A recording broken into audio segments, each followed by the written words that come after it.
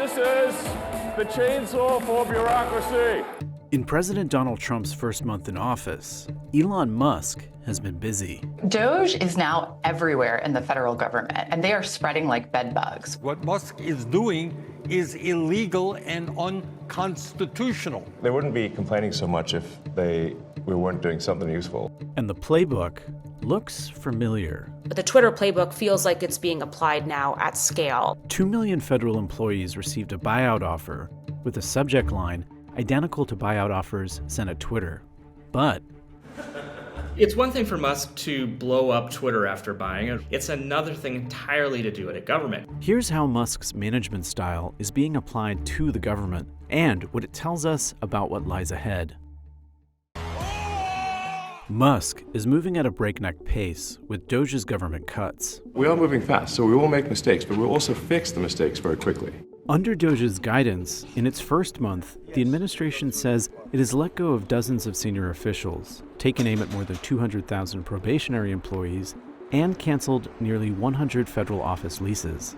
The fast-focused cuts mirror his moves at Twitter, where shortly after taking over, he fired Twitter's top executives and board, let go of roughly 3/4 of the staff, and lapsed on paying leases for offices. That's because Musk's overhaul philosophy is built around making fast, dramatic changes. They're not sitting around thinking about what they should be doing. He would rather try to fix something, try to go forward to be successful, and if it's not working, change course and try something else. But many of Musk's critics say the speed at which he's working isn't appropriate for government. A lot of stuff in business, when you try something new and it goes wrong, the investors get hurt, right? People lose money, but it doesn't affect anybody's lives. Screw up Social Security, screw up veterans' benefits, screw up our health agencies, which are looking to stop illnesses. You have live or die decisions. Elaine Kmark was a senior advisor to President Bill Clinton and helped orchestrate the largest modern government reform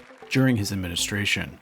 The biggest difference between what we did and what's happening now is that we were concerned with making the government work better as well as cost less. And right now they're just doing cost less. But it's not just how much or how fast Musk is cutting. It's also who he's choosing to cut. In the run-up to the election, Musk alluded to DOGE's potential cuts in a post on X, in which he shared an interview with the late economist Milton Friedman. Department of Agriculture. Abolish. Gone. Oh, Department of Commerce. Abolish. Gone. Department of Defense. Keep. Keep it. Department of Education.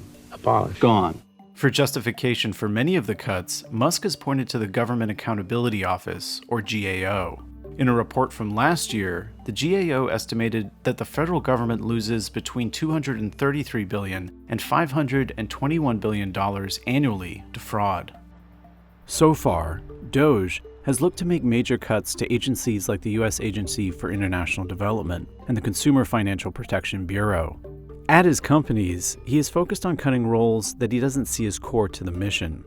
We've seen that also at Tesla when it was in financial difficulties years ago. He might cut sales, he might cut HR, he might cut people in marketing and ensure that the resources were there for the factory, the people making the cars, the engineers putting these cars together, because in his mind, it is all about the product. Under Musk, Twitter abandoned restrictions around content like COVID-19 misinformation and reinstated accounts that had been banned by the previous management. So the trust and safety team was targeted with a particular ferocity and intensity, as well as teams like Twitter Curation and other teams that did philanthropic work, for example. Theodora Skiedas managed the Trust and Safety Council at Twitter. She says that some of the teams Musk cut were responsible for things like consumer protection. I see a really strong parallel between the scaling back of protections and support services for folks globally at X, and then that happening in federal government, in particular through agencies like USAID and State Department, but others as well. X didn't respond to a request for comment.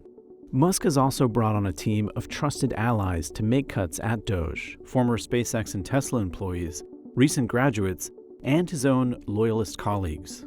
At the helm is Steve Davis, a former Boring Company executive who was also brought on to help with cuts at Twitter. It's about finding talent, deploying them, riding them very hard to get what he wants out of them. They understand his thinking and have also earned his trust and shown that they can get things done for him.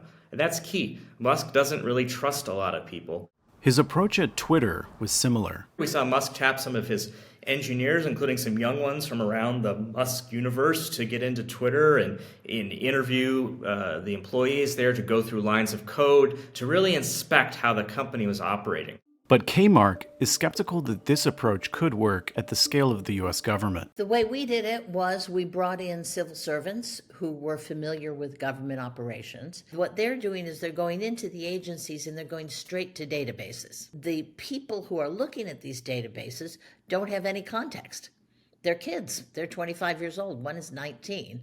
To date, DOGE said it has identified more than $55 billion in savings, a number a Wall Street Journal analysis found to be overstated. It is also far less than the $2 trillion Musk said the agency plans to trim.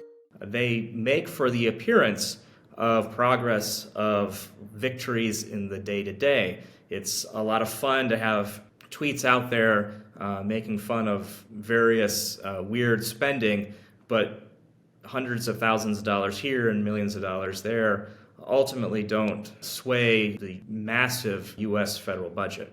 DOGE is also taking a look at bigger agencies like the Department of Defense, which has a far larger and more complex budget. The department employs 3 million troops and civilians and has a budget in excess of $800 billion, accounting for at least 12% of the $6.75 trillion federal budget. The government's in a hard place right now, okay, because as we begin to see failure, which we will see, because they have cut in such a sort of all across the board way, they're going to have to hire back people, okay? Who knows if people will want to come back? The cuts have raised legal questions and already sparked a series of lawsuits. This is a challenge that we've seen time and time again. Business leaders go into government. It's not as simple as just saying, let's do X, Y, or Z. There's more bureaucracy. There's more stakeholders out there. Right now, he's pulling the levers that allow him to kind of show some successes, but it's going to be a lot of work. Ultimately, it's about building the vision to get enough people on board to kind of support him as he moves towards that over time.